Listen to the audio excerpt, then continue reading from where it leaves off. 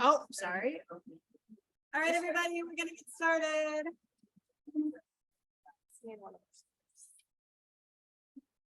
All right, thank you so much for coming back. We're in urban habitats. Our first speaker today is going to talk to us about urban native habitats in South Texas to support urban wildlife species adaptation to climate change. And our first speaker is Rebecca Quinones Pinon.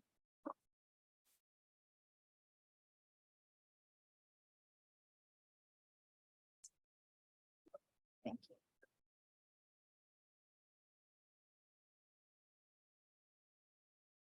Hi, can you guys hear me? This is kind of a little bit far away. Okay. Hi, everyone.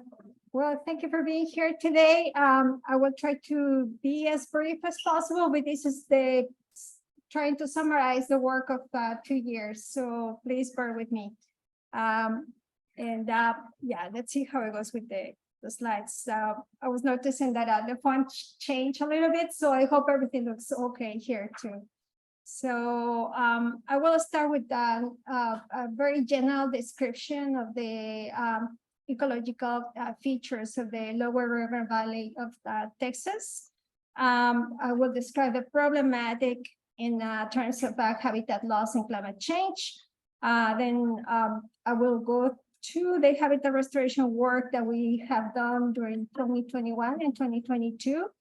And finally, we will talk a little bit about outcomes and conclusions.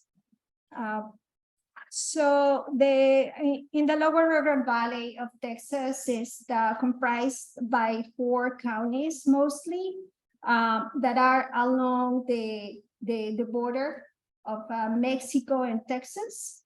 And of course, as we know, normally what it is considered the division between these 2 countries is the Rio Grande. So that's a very unique, a very interesting area because the ecology, the location of these sites is just fascinating, and it has allowed to create a huge biodiversity in the sites, in the areas, and very different habitats. So we can find from Tamaulipan shrubs to the the sagebrush forest that normally is the great habitat for the ocelot, and also the coastal prairie and some grasslands. So it's just once more, the location has allowed for these areas to be extremely diverse. So because of that, you can find in this area many different species of birds, including some migratory species, many different pollinators, native bees and bumblebees. And actually, these are just first numbers, and they're still counting them.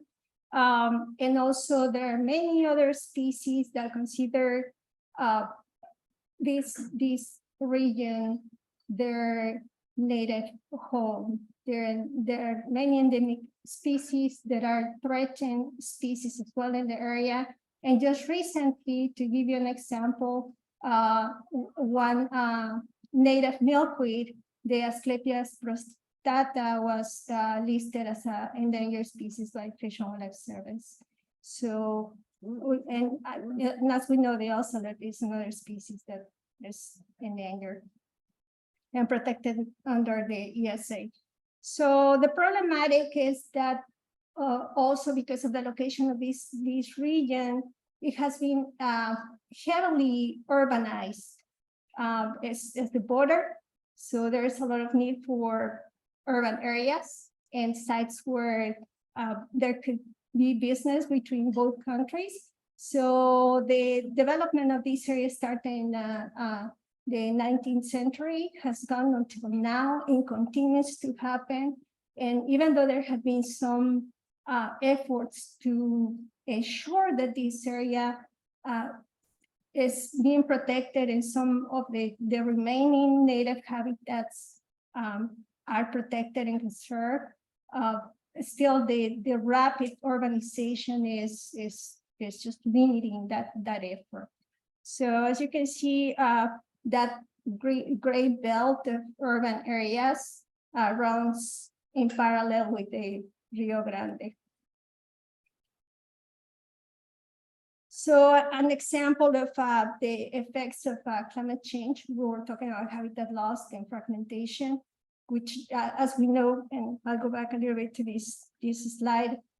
Another issue with this, as we know, with habitat loss and fragmentation is that limits in huge amounts the movement of wildlife.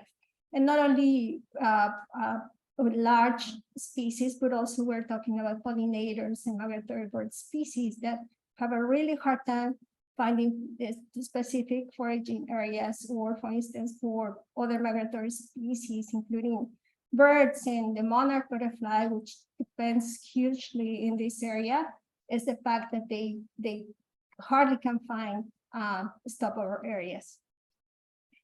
So one example with migratory species and how climate change has affected them is, for instance, with this hummingbird, the Amazilia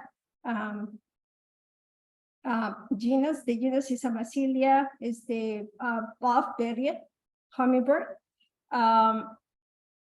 Because of climate change and the increased heat and extreme precipitations and long droughts, this species, which is a migratory species, is tending to seek more shelter in the lower River Valley. It's moving towards that area, but it's also moving more to the north of Texas. So there's a big concern because actually its migratory range is being broken. And we have seen the same issues happening, for instance, with the monarch butterfly. Okay. Am I moving? No, there you go. Okay, so another big issue with climate change is the disruptive phenology of plants. And as we know, if the matching of flowering times with the presence of some very specific species that depend on those plants or pollinators has a huge effect on the increase of those populations, the abundance of those populations, the reproduction, and the continuing healthy gene flow. So phenology affected by climate change is another big issue in the region.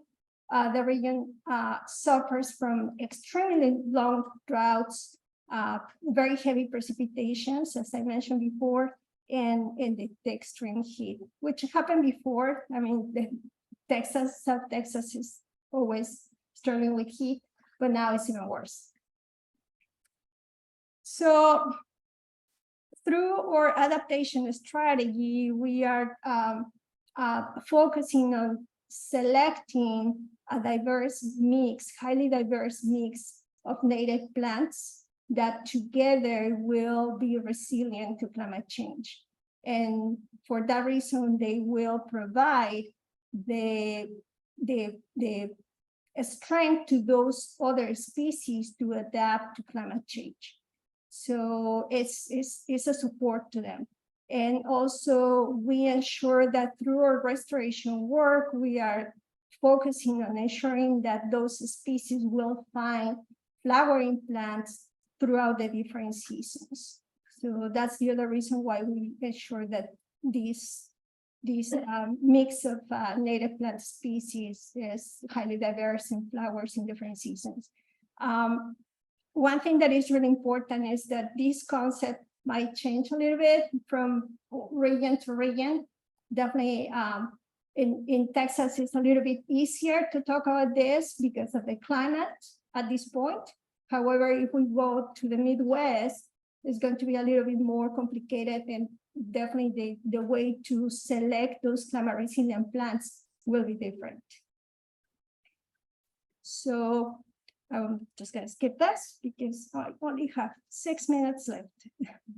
And I'm sorry about the moving. I used a totally different font, and now the slides are, it looked really nice. I worked really, I swear, I worked until like 2 in the morning yesterday, and look at this. So I promise I will show you the other one.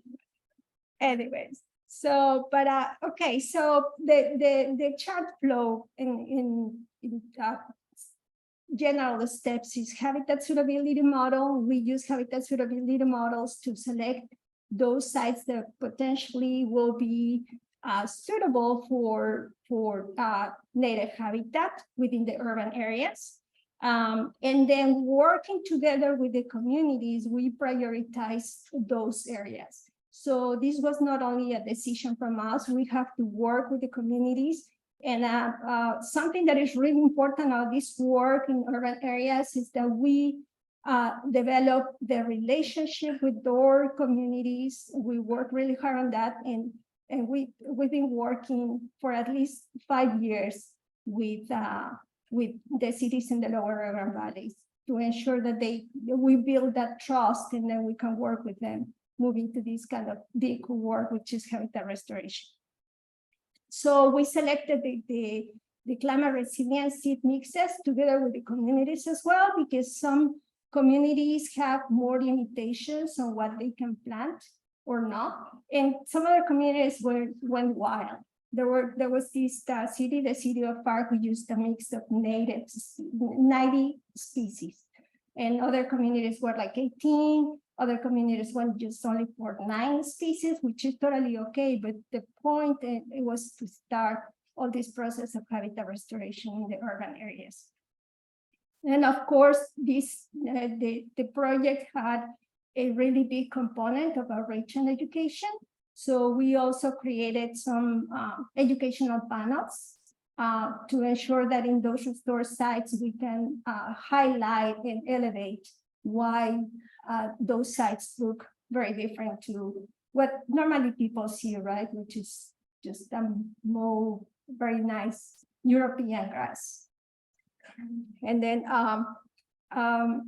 also another part that is really important in this project is that we want to map all these efforts of habitat restoration so we can follow up, and then the next step will be monitoring those sites to ensure that we follow up and with the communities, and that those sites are as well having the maintenance that they require in the future years to ensure that they continue to flourish. So the communities have to fill some forms, and the reason why we did this is because we wanted them to be more aware of the work. So it was kind of like a process for them to kind of be mindful of what the work that they were going to do. So, and one of the questions that we included in these application forms is, what are the climate adaptation benefits for your community? So we were just trying to make sure that they were understanding why we were doing this work. Here's one of the examples of the suitability model. I'm just going to go really quick to this because we're running out of time. And then the outcomes. So initially, we decided that we were going to work on restoring 75 acres. And fortunately, we went beyond that goal, and we did 123 acres. And we planted over 6,000 seedlings, and we used in average about 5 pounds of seed per site. And this is really interesting, and please, this is not like a recipe. There's a lot behind habitat restoration. There were other sites where we decided to use even like 10 pounds of seed mixes. And the reason is because of the condition of the sites is completely different. Some other communities, they didn't want to do the preparation of the sites initially. So they were more concerned about using chemicals to do the removal of invasive species. So we had to do a heavier seeding of those sites. That's to give you an example. This is a list of the places where we restore, and we also, this is the work that I was mentioning about working with the underserved communities and ensuring that also children were participating in the restoration. So we had some planting campaigns with the children, and before the planting time, we were having some talks with them where we were telling them why we were doing this kind of work. Community collaboration, as I was saying, we had to work with different nurseries in their area as well, which is really important as well. So we were providing some source of income as well to the local nurseries, but also it was really important for us because that also ensured that we were using native species, that the seeds that we were using were locally adapted. And another thing that was really important on this project is that we estimated that we increased the foraging area for many pollinators for over like 400 acres. And another approach that we had in this project was to work with the Laguna Tascosa National Refuge. And we were just focusing on the removal of invasive species. That's another way to do the restoration of native habitat, which ended up being a really good approach. And actually, I encourage you to look for some papers that are already some journal papers indicating that this approach is very effective. For instance, in this case, for coastal prairie. And I like this slide because to me, it means that the protection of wildlife is in our hands. So I'm so glad to see many young faces here, and I would just say that the protection of wildlife and the restoration of our habitat is in your hands now. Thank you.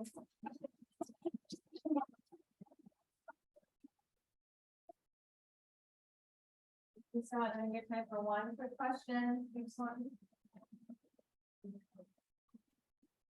That's the use of some of the macronutrients program and volunteer program. Talk a little bit about that.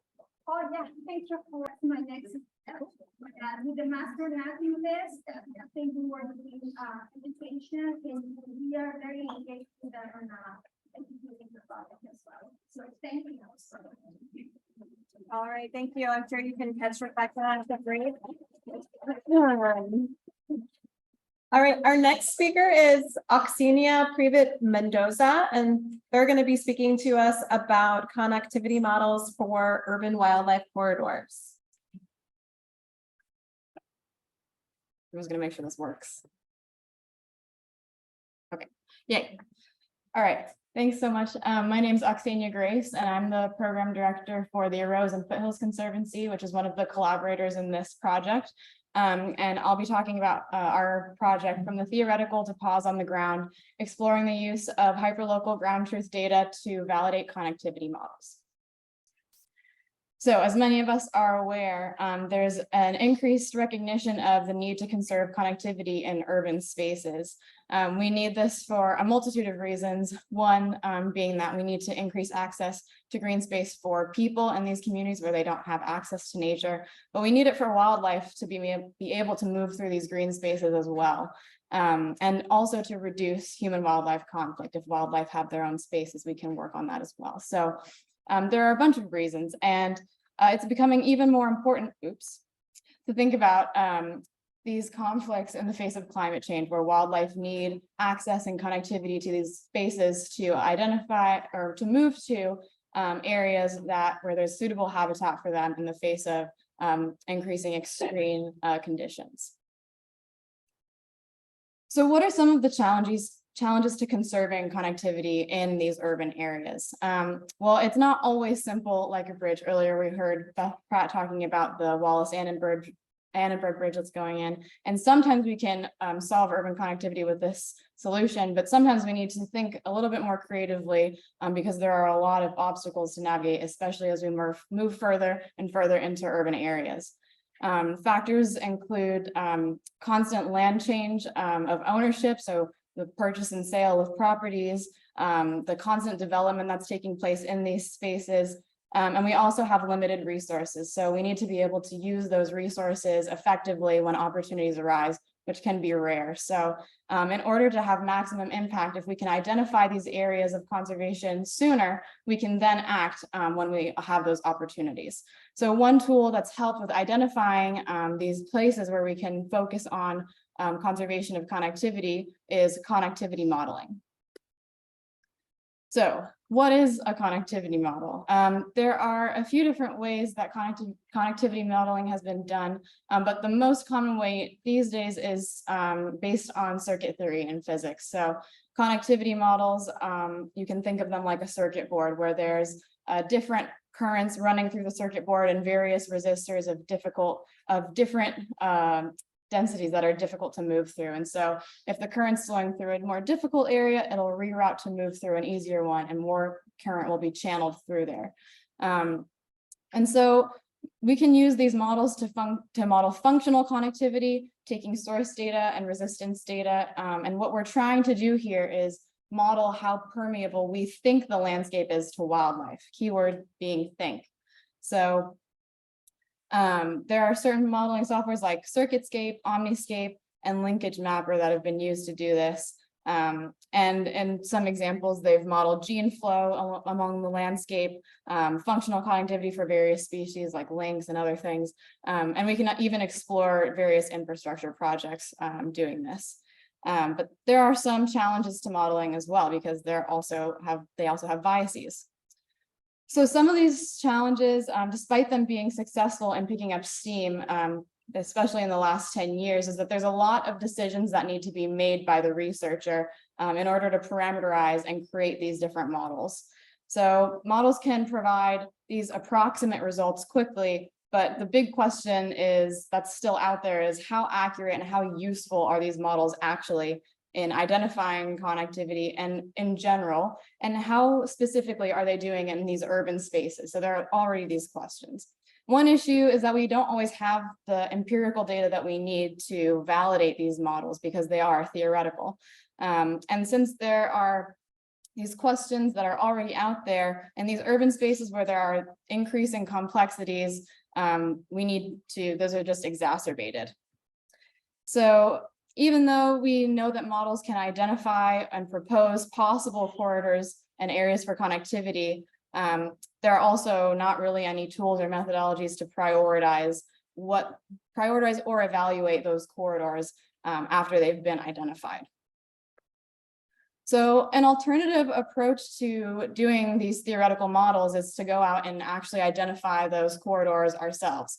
And we're calling this brute force ID. So going out onto the land, using satellite and visual data to identify areas of connectivity, and then mapping those and creating polygon or shape files to outline those corridor areas. So this has been done by other organizations as well as government agencies. One example is also at the US-Mexico border, where they were identifying conservation areas for neotropical cats. And a major benefit of this approach is that there are some fine scale data that just aren't caught on those connectivity models, things that can't be captured by satellite data or vegetation layers like fencing or other obstacles. And so when we actually get out and walk the land, as we know wildlife do, we can pick up on those smaller scale and more exact items that might be blocking passage. And so we can get this more fine scale, detailed point of view, but it is also labor intensive and difficult because we have to go out and walk all of those things. And that also can create some area bias. So causing researchers to have to focus in on a local area and not be able to model this for bigger picture areas. And they can get pretty subjective as well because they're expert identified. So concrete methods are also lacking here for prioritization, even though we could further do those along the way with further expert consultation. So this kind of leads us to the question that we were interested in asking, which is, to what extent do these theoretically defined models and our expert identified urban wildlife corridors agree? So we do expect that there will be agreement, as we would hope, but that the model will better demonstrate existing connectivity, while the expert identified corridors might identify with greater variation. And we definitely expect that there will be points of failure for both of these. So how can we use them to improve one another? So to explore this question, we used a case study of urban wildlife corridors in Los Angeles. As a few other people were mentioning earlier, LA is a really high density urban megacity where there's a lot of people living and a lot of things going on, but it's also a biodiversity hotspot. It is also one of 2 megacities in the world with predatory large cats, presenting a unique opportunity and a unique challenge to conserving these populations in our region. So in this case study, mountain lions are our species of focus, and this is partly because they're an umbrella species for conservation because of their large habitat requirement, and also because they've been deemed ecological brokers, connecting different species through the trophic system. So the organizations involved in our case study are the Arose and Foothills Conservancy and the Occidental College Computational Biology Lab.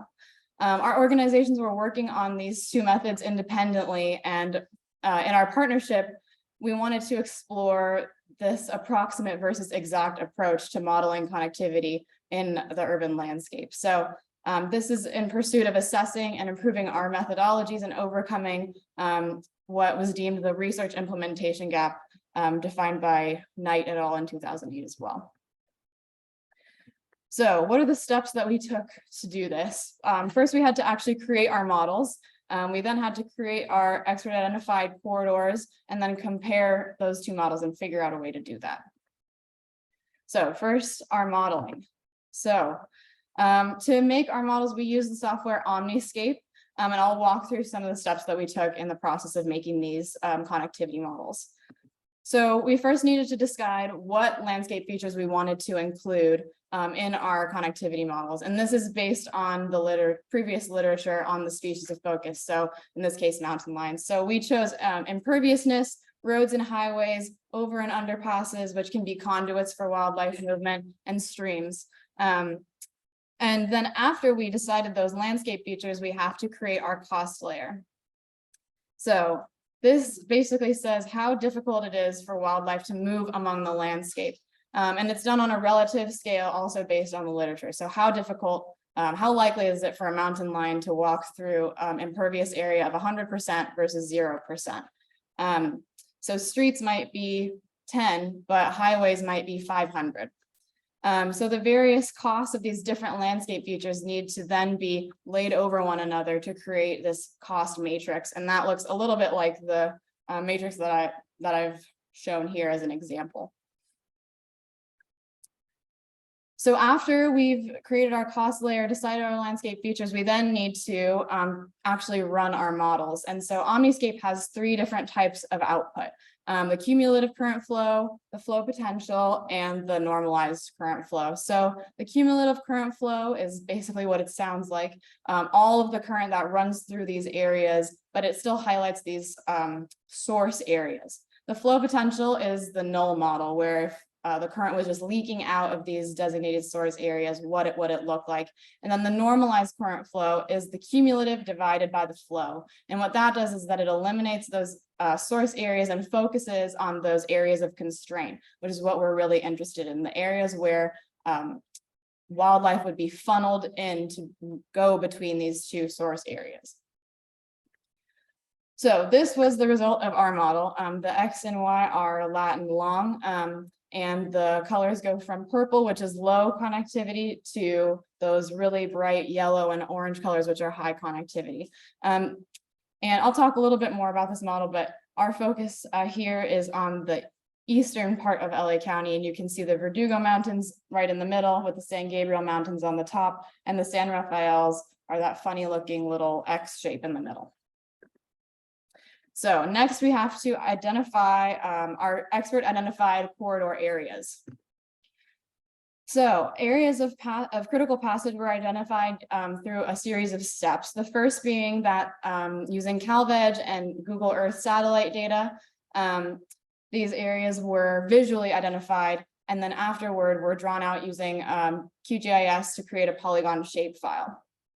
Then these routes were then gone out in ground truth by collating wildlife observations from neighbors and camera traps, walking the routes, evaluating the habitat quality, and identifying those conduits and barriers like the fences and various underpasses that I mentioned earlier. So afterwards, these shapefiles were refined street by street and house by house, walking through the shapefiles and focused on regions that were deemed the most suitable to wildlife movement. So the Arroyos and Foothills Conservancy calls their expert identified corridors critical wildlife passage areas, or CWPAs, and I'll refer to them as CWPAs from here on out. So the next step after we've created our model, we've created our expert identified corridors, is to compare our two models. So this brings us back to our question: to what extent do theoretically defined connectivity models and expert identified corridors agree? So again, X and Y are on the lat and long, and then we have our CWPAs hovering in the middle in white, but that's not a great way to try and figure out how well they did. So what we asked instead was, do CWPAs overlap areas of the highest predicted constrained connectivity? So we calculated the connectivity within our actual CWPAs, connected it, and then calculated the connectivity within randomly placed CWPAs 1,000 times over. So we ran our own permutation test. And this is actually the same model that we saw before in the purple, but it's kind of hard to see those CWPAs, so it's in a different color. So on this graph, the blue is the average current flow of the randomly placed CWPAs, and the red line is the average current flow of our actual CWPA placements. So not once in our random sample was the average current flow for the randomly placed CWPAs as extreme or more extreme, showing that our CWPAs were occurring in the areas of the highest current flow. And so this suggests that our experts are actually accurately identifying corridor areas. So average current, we then wanted to show the average current flow within each individual CWPA. And so this graph shows on the y-axis, the CWPAs laid out in order by current flow. And then our normalized current flow on the x-axis. So the dotted line down the middle is the average current flow for the entire study extent. So of our 17 corridor areas, only 3 of the 17 fall below the average connectivity for the study extent. But why is there so much variation in how our experts did if they overall were identifying these areas of high current flow? So for CWPAs like Mount Carmel and Cottonwood Canyon that are at the top, our experts have also identified that those are doing a good job because of the ground truthing completed at those sites. So Cottonwood Canyon, for example, is a last chance corridor between the San Gabriel Mountains and the San Rafael Hills. And this corridor was validated a few years back by a tagged black bear that came through the San Gabriel Mountains, through Cottonwood Canyon, and eventually did the entire thing in reverse. And we know this because of community members and volunteer wildlife photographers who documented this bear's movement through this corridor area. But on the other hand, at the very bottom, we have a couple of CWPAs that aren't doing quite as well. So CWPAs like Griffith Park that fall below the average, they're connecting areas that we're kind of deeming extinct. So Griffith Park CWPA connects the Verdugo Mountains to Griffith Park, where P22, who recently died this year, lived. And so our experts know, well, that area isn't right now conducive to connectivity, but with remediation and restoration, those two areas could be connected. And so instead of, this could actually be a way for us to assess how good the connectivity is in that area now. And it can also help us identify areas that really need to be fixed to improve connectivity. So some next steps. What we would like to do, we're going to do a sensitivity analysis for our connectivity model to see how our CWPAs do on the connectivity model, regardless what decisions are made by the modeler. So I mentioned earlier that bias in how many decisions need to be made in order to create these models. And we also want to do this from the connectivity model perspective and identify those areas of high current flow that in the model that may have been missed by the CWPAs and see why that might be. So our main takeaways: connectivity model is a modeling is a pretty good approximation for identifying urban wildlife corridors. And especially when you're using them in concert with these expert identified corridors, if those exist, we can have a more comprehensive approach to conservation of connectivity. So thank you so much to all the AFC staff and advisors, our urban wildlife camera team, the Comp Bio Lab. We have a student speaking later. This conference, our funders, and especially to Dr. Amanda Zelmer, who will be speaking in the UN Symposium tomorrow. So I'll take any questions.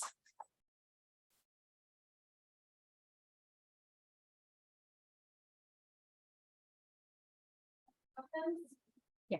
For the theoretical model, when you and the cost values, how do you do that? Yeah, so it's kind of done on like a relative scale. So Okay. All right. All good. Okay. Awesome. Good job. All right. Thanks, everybody, for coming back for our last speaker. I want to introduce Courtney Arches and Danielle Wen, who are going to be co-presenting together to talk to us about pollinator gardens to close us out. So come on up.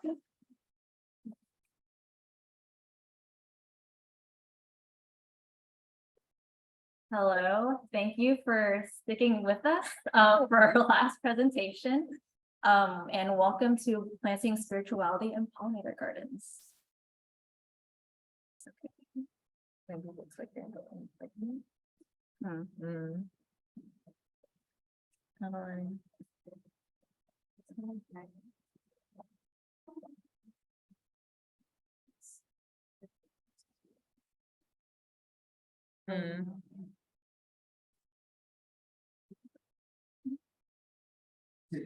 Sorry, everyone.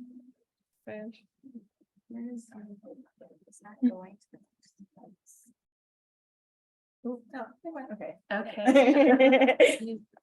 Okay, Okay. cool.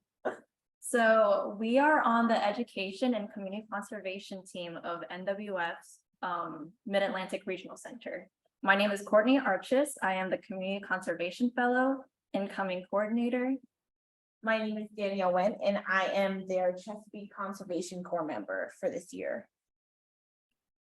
So in this presentation, we are going to be talking about the National Wildlife Federation Sacred Grounds Program, talking about why it's so important to engage faith-based communities in conservation work, and then use Sacred Grounds Wilmington, which is one example of Sacred Grounds as a case study for showing why faith-based community work is so important. So National Wildlife Federation is a national nonprofit with the goal of uniting all Americans to ensure that wildlife and people thrive in a rapidly changing world.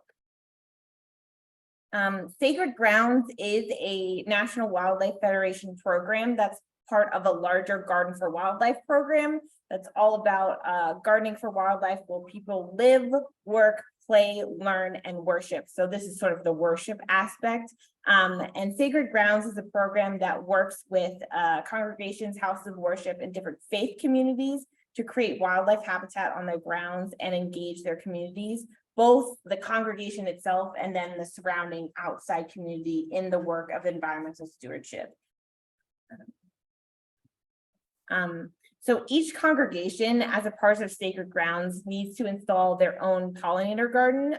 It's a unique space for praise and celebration of nature's wonders that connects people to nature. So it's both the installation of this habitat and the connection of people to nature. There are a couple different like programmatic areas for Sacred Grounds.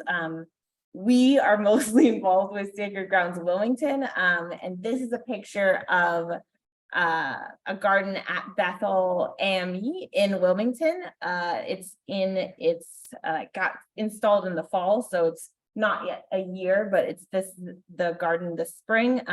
And each program does the Sacred Grounds a little bit differently, but has the three key elements of needs a garden and you need to engage your congregation and the wider community. The reason that congregations pursue Sacred Grounds vary. They might have people that are really interested on their grounds and increasing wildlife habitat.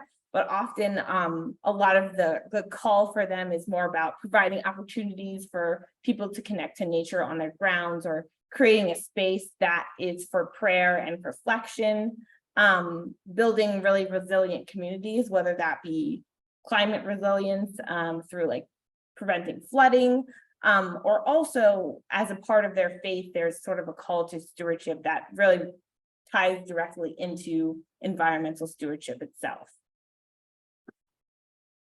So why faith-based communities? Why should we call people who may not know much about conservation or may not be professionally working in the conservation space? Why should we bring them to this project? So there's a faith and stewardship connection, which means that many faith institutions share the common commitment of stewarding our earth in sustainable ways. So there's a common theme that many faiths have as caring for creation, for example. And as trusted community anchors, these congregations can inspire the community members to care for creation and practice environmental stewardship. And those congregation members can also bring that home to their families and friends and coworkers. And with their physical space, they can transform their grounds into wildlife habitat. We do a lot of lawn conservation into pollinator gardens as well. And along with that wildlife habitat, we can also teach them about it in their space, and they can see what we mean by stewarding their land. Another great benefit of sacred grounds is it allows us to build a pollinator corridor in an urban area that doesn't already have a lot of access to green space. So the gardens themselves create wildlife habitat and provide accessible green space, but also when you're working in a specific area, this is our current map of different sacred grounds Wilmington spaces. We have 2 different cohorts right now, and so the dark green is our first cohort, and the sort of like teal color is our second cohort. And you can see a lot of them are really closely connected in the area, so that can help build a really strong pollinator corridor in a highly urbanized area. Particularly because as a part of Sacred Grounds Wilmington, we're really focused on serving disinvested and underserved areas. So it's a great opportunity to provide green space in those areas. And in addition to this corridor, having people learn about stewardship and be able to have mini gardens in their home creates an even stronger corridor in an urban area that really needs it. Like we said, Sacred Grounds is a national program that has many different regions. But let's dive into Sacred Grounds in Wilmington, Delaware. Sacred Grounds Wilmington is funded by a 2-year grant by the National Fish and Wildlife Foundation, and we have 3 partners on this project. There is Delaware Interfaith Power and Light, Delaware Nature Society, and Delaware Center for Horticulture. So the main goal of Sacred Grounds Wilmington overall is to leverage and harness that, faith community. We're talking about faith being these really trusted community centers, to leverage that power and work as a Wilmington community to act collectively to steward the earth. So that looks like through 2 different cohorts, we're creating a pollinator corridor network in the Christina Basin, which is an area that doesn't have a lot of green space and that is often prone to flooding. 20 different pollinator gardens at 20 different faith-based community sites by 2024, I got it, to work collaboratively with those places, both with our project partners and with members of the frontline communities to improve the area because it's so prone to flooding, and make it less vulnerable to climate change and that flooding. And also as a part of that, as a part of our environmental justice focus, to also try to represent a diverse connection and network of faith communities. And all of that also serves, there's a comprehensive plan for Wilmington, and part of that is climate resiliency. And so that is another key part of this project as well. So within the last cohort, the first year, we've come across a few challenges. First, we had to recognize that there needs to be a balance between providing flexibility to our congregations and ensuring that congregations have the capacity to do this project. So of course, we're working in underserved frontline communities, so they will need extra support and assistance, but we weren't as clear in the beginning, the amount of our expectations of how much they need to put into this. And we really needed them to be as in this project as we are. Yeah, so involved in that, you know, when you're working with a project that you have 3 different collaborators on our end, as well as a funder who has specific needs, and then you're also working with specific community members, and it's really difficult to balance the goals of all those people. But it was really important to us that this be a collaboration. You know, if a church wanted their garden to be a certain way or have specific flowers, or you know, go in the ground on a specific day, you have to work with those community members. And for us, we found that a lot of it, you know, between the first cohort and the second cohort, what we learned is providing a lot of structure at the beginning helps us to communicate more effectively, because it lets us be more flexible later, doing the work in the front end as opposed to later. And also, as a part of that, communicating effectively means communicating on many different platforms. I think our sort of initial goal was to communicate primarily over email, but a lot of these congregations, that was not their preferred method of communication. And so making sure that we had phone numbers for people who wanted to be involved, and that they had specific community partners, like a person that they could deal with, as opposed to trying to coordinate among like 4 different people versus one church. Yeah, and another challenge, I don't know if anyone has experience procuring native plants, but we had 10 gardens, 10 specific garden designs. And we had to order plants for all of them. And, you know, every nursery has different availability, and we had to figure out what we could get from each nursery and where we can hold these plants, so these 10 congregations can pick all of them up, and what schedule works for them for the pickups, because we store these plants at a our project partner's site. So they had to be there to let the congregations pick them up. So there's a lot of factors going into just the plants part of this project.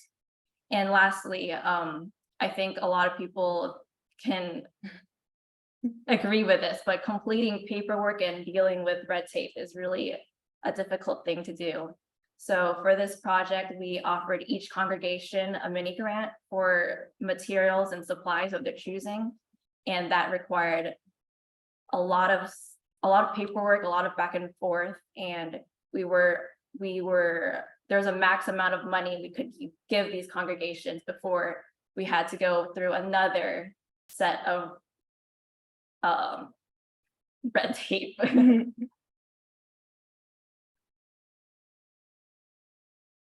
But with all of these challenges, we had a lot of good that came out of our first year.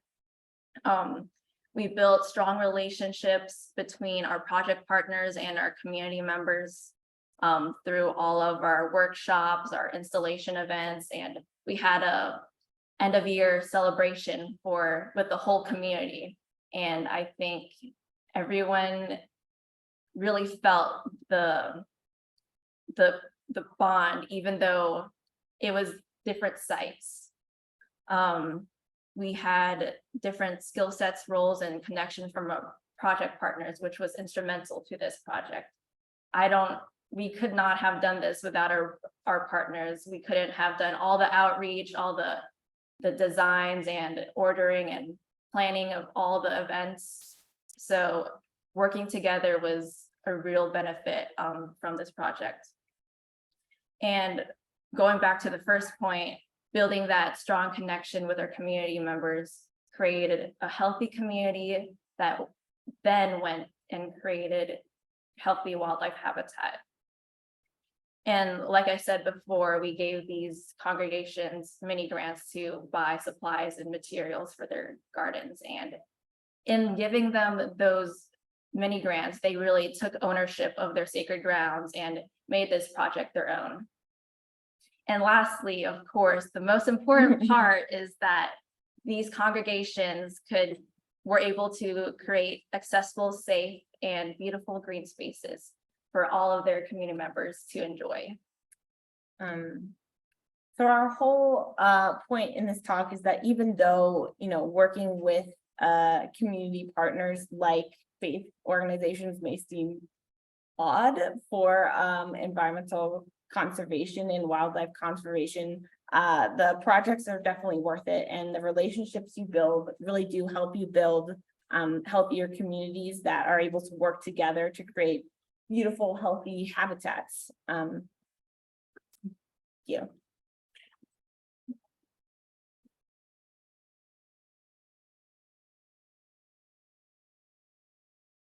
Questions? Okay, my question is, I'm really, I just started culinary research and seemingly like whole native plant side. So I was wondering how you decided on what the best native plants